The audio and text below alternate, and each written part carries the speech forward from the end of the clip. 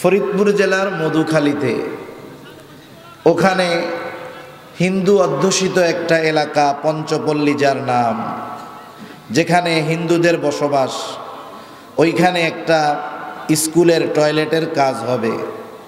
কাজটা যারা করতেছে, টেন্ডার যারা পেয়েছে, এরাও মুসলমান, শ্রমিক যারা তারাও মুসলমান।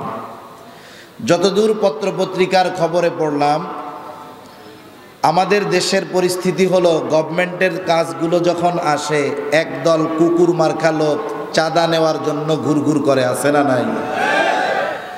এই জন্য অনেক সময় দেখা যায় ঠিকাদার যারা রাস্তাঘাট বিল্ডিংয়ের কাজ যারা করে, এরা এই কুকুরগুলাকে খাবার দিতে দিতে লাস্টে কাজটা আর ঠিক মতো করতে পারে না। ওইখানেও নাকি কাজ চলতেছে টয়লেটের। পঞ্চপল্লীর মেম্বার যিনি আছেন, অমুসলিম একজন, উনি চাঁদা দাবি করছে। চাঁদা দেওয়া হয় নাই, স্কুল থেকে রড নিয়ে যাইতে গেছে। যখন ওই জায়গার শ্রমিক যারা তারা প্রতিবাদ করেছে, বাধা দিয়েছে, ওই প্রভাবশালী লোকরা ওদেরকে পিটিয়ে আহত করে ফেলছে।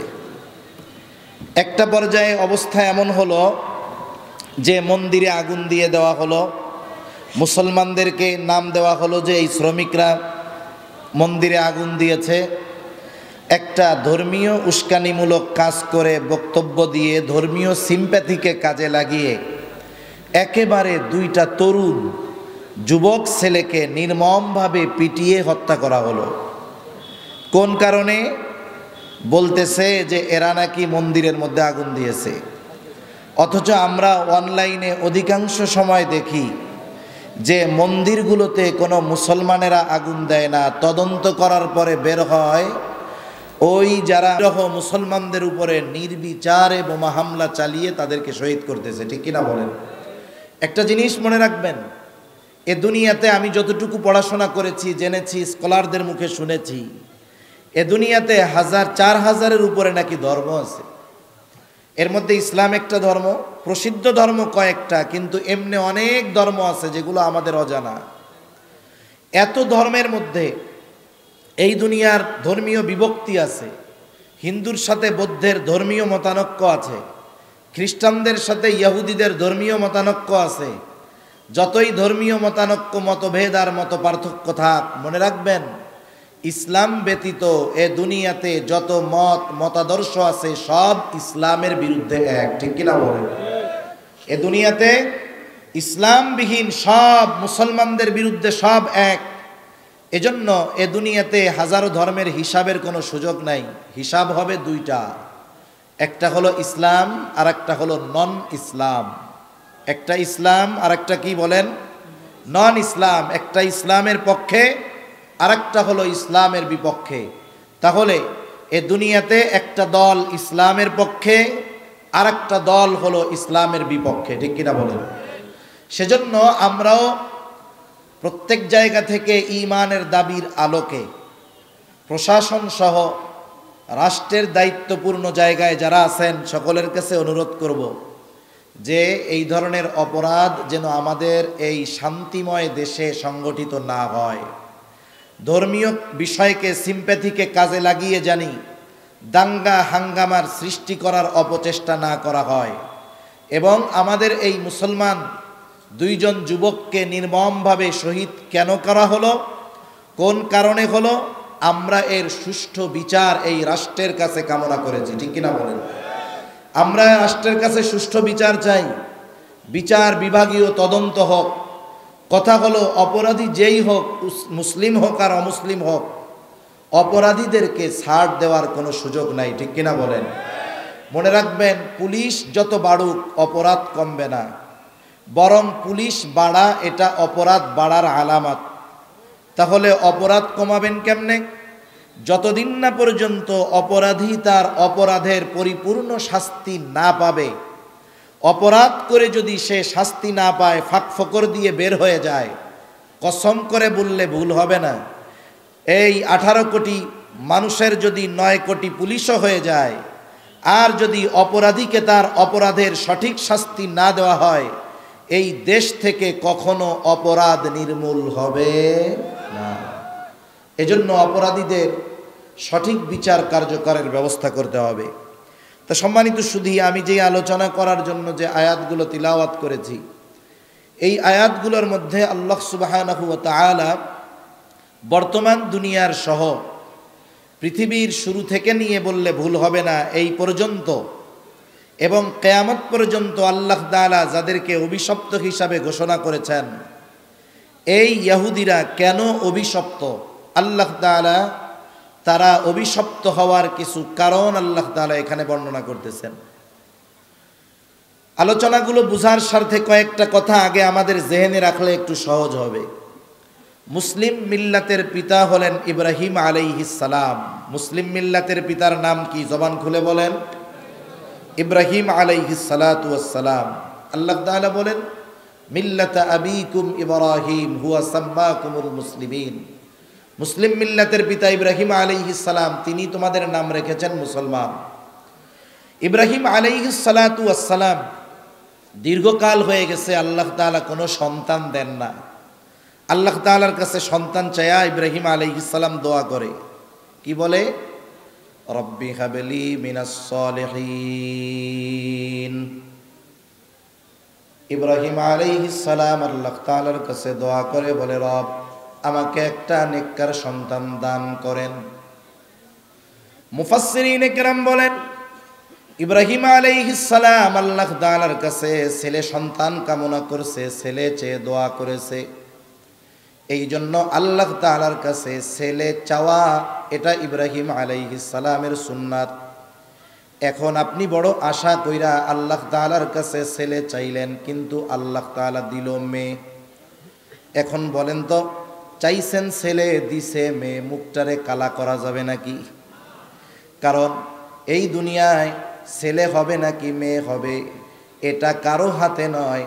ছেলে যিনি দেন, মেয়ে যিনি দেন, তিনি কে? আমাদের এই আধুনিক সমাজও এখনো এই কুসংস্কারের মধ্যে ডুবে আছে। এরা মনে করে মেয়ে হওয়ার জন্য মনে হয় মহিলা দায়ী, মেয়ে হওয়ার জন্য মহিলারে দায়ী করে। একজনের খালি মেয়ে হয়, 3-4টা মেয়ে হওয়ার পরে এবার মহিলারে সাইডাই দিছে। এরকম ঘটনা তো আপনাদের এলাকায় ঘটে না মনে হয়, আছে না? কিন্তু চিকিৎসা বিজ্ঞান কি বলে জানেন? মূল রিসার্চ হলো মেয়ে হওয়ার পেছনে আসলে মহিলা দায়ী না, দায়ী যদি হয় তাহলে দায়ী হবে ছেলে। পুরুষটা মূলত মেয়ে হওয়ার কারণে দায়ী। এখন কি হয়, উল্টা মহিলাকে দোষারোপ করে তাকে ঘর থেকে বের করে দেওয়া হয়। এটা বড় অন্যায়, এটা জুলুম। আল্লাহ রাব্বুল আলামিন ছেলে দেন, আল্লাহ তাআলাই মেয়ে দেন। আল্লাহ তাআলা কোরআনুল কারীমের মধ্যে বলেন, ইয়াহাবু লিমান ইয়াশাউ ইনাসাও ওয়া ইয়াহাবু লিমান ইয়াশাউ যুকুর আও ইউযাউযুহুম যুকরানাও ওয়া ইনাসা ওয়া ইয়াজআলু মান ইয়াশাউ আকীমা। আল্লাহ তাআলা যাকে চান তাকে ছেলে দেন, আল্লাহ তাআলা যাকে চান তাকে মেয়ে দেন, আল্লাহ তাআলা যাকে চান তাকে উভয়টাই দেন, ছেলেও দেন মেয়েও দেন। আবার আল্লাহ তাআলা যাকে চান কোনোটাই দেন না, তাকে বন্ধা বানায় রাখেন। এই জন্য খবরদার, আপনি আশা করেছেন আল্লাহ তাআলা ছেলে দেন, কিন্তু আল্লাহ দিছেন মেয়ে, খবরদার রাগ হওয়া যাবে না। মেয়ে হওয়ার পরে, মেয়ে হওয়ার খবর শুনে যাদের মুখটা শুকিয়ে যায়, কালো হয়ে যায়, বুঝতে হবে ওই মানুষগুলোর সাথে ওই জাহেলিয়াতের সময়ের মানুষগুলোর মিল রয়েছে। এজন্য মেয়ে হলে খুশি হবেন, কারণ মেয়ে হলো সৌভাগ্যের প্রতীক। নবীজি বলেন, মেয়ে যে কয়টাই হোক, কোনো মতে দিন শিখায় যদি দিনদার পাত্রের হাতে তুলে দেওয়া যায়, যেই কয়টা মেয়ে আল্লাহ তাআলা ওরে সেই কয়টা জান্নাতের মালিক বানায় দিবে। সুবহানাল্লাহ। ইব্রাহিম আলাইহিস সালামের কোনো সন্তান হয় না। প্রথম স্ত্রী সারা জানতে পারলেন তিনি বন্ধা, তার কোনো সন্তান হবে না। হাজেরা ছিল সারার খাদেমা। সারা এবার হাজেরাকে ইব্রাহিম আলাইহিস সালামের সাথে বিবাহ দিয়ে দিলেন। মুফাসসিরিনে কেরাম বলেন ৮৬ বছর তখন বয়স ইব্রাহিম আলাইহিস সালামের। আল্লাহ তাআলা ৮৬ বছর বয়সে হাজেরার গর্ভে একটা সন্তান দান করলেন। বলেন তো সেই সন্তানের নাম কি? হযরত ইসমাঈল আলাইহিস সালাতু ওয়াস সালাম দুগ্ধপোষ্য শিশু, একেবারে নাবালক। আল্লাহ তাআলার পক্ষ থেকে আদেশ আসলো ইব্রাহিম আলাইহিস সালামের উপরে পরীক্ষা। একেবারে বার্ধক্যকালে যেই সন্তান আল্লাহ তাআলা ইব্রাহিম আলাইহিস সালামকে দান করলেন, আল্লাহ তাআলার নির্দেশে ইব্রাহিম আলাইহিস সালাম ওই দুগ্ধপোষ্য শিশু সন্তানকে নিয়ে এবং হাজেরা আলাইহিস সালামকে নিয়ে রওনা হইলেন। দীর্ঘ পথ চলতেছেন। এর আগে আরেকটা বিষয় জানার দরকার। ইব্রাহিম আলাইহিস সালাতু ওয়াস সালামের জন্মস্থান হলো ইরাকের বাবেল শহরে। ওনার জন্মস্থান ইরাকের বাবেল শহর। ওইখান থেকে তিনি হিজরত করে আসছেন ফিলিস্তিন, বর্তমান জেরুজালেম শহর যেটা, ওই জায়গায়। ওইখানেই ইব্রাহিম আলাইহিস সালামের জন্ম হয়েছে।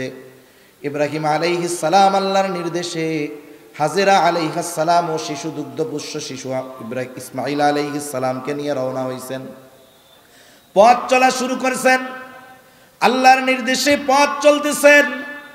ওই সুদূর ফিলিস্তিন থেকে দক্ষিণ দিকে পথ চলতে চলতে প্রায় ১৫০০ কিলোমিটার পার হয়ে গেছেন। প্রায় ১৫০০ কিলোমিটার পথ।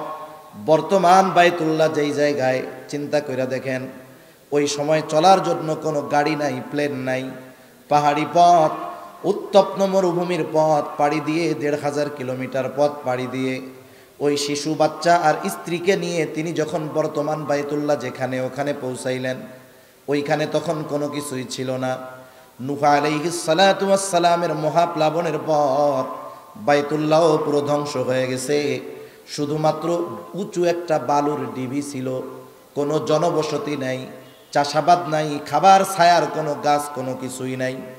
ওই জায়গাটায় যখন উপস্থিত হলেন, আল্লাহ তাআলা জানায়া দিলেন, ও পয়গম্বর ইব্রাহিম, আপনার সফর এইখানেই শেষ। আপনি আপনার স্ত্রী এবং সন্তানকে রেখে ফিরে চলে যান। পথিমধ্যে বারবার হাজেরা আলাইহিস সালাম জিজ্ঞাসা করে, আপনি আমাদের কোথায় নিয়ে যান? কোথায় যে নিয়ে যায় ইব্রাহিম আলাইহিস সালামও তো নিজে জানে না, কেমনে বলবে? এইবার যখন ওইখানে দুগ্ধপোষ্য শিশু আর স্ত্রীকে রেখে খাবারের জন্য কিছু খেজুর আর ১ মশক পানি দিয়ে উনি ফিরে চলে যাবেন, হাজেরা আলাইহিস সালাম জিজ্ঞাসা করতেছে, এই সিদ্ধান্ত কি আপনার নাকি আল্লাহ তাআলার? ইব্রাহিম আলাইহিস সালাম মনের মধ্যে কষ্ট, কিন্তু প্রকাশ করার উপায় নাই। তিনি বলতেছেন, এটা আল্লাহ তাআলার সিদ্ধান্ত। কেমন মহিয়সী নারী হাজেরা, সাথে সাথে বলতেছে, শুনে নেন, এই সিদ্ধান্তটা যদি আল্লাহ রাব্বুল আলামিনের হয়, তাহলে আমার আর আমার এই সন্তানের জন্য আল্লাহ তাআলাই যথেষ্ট।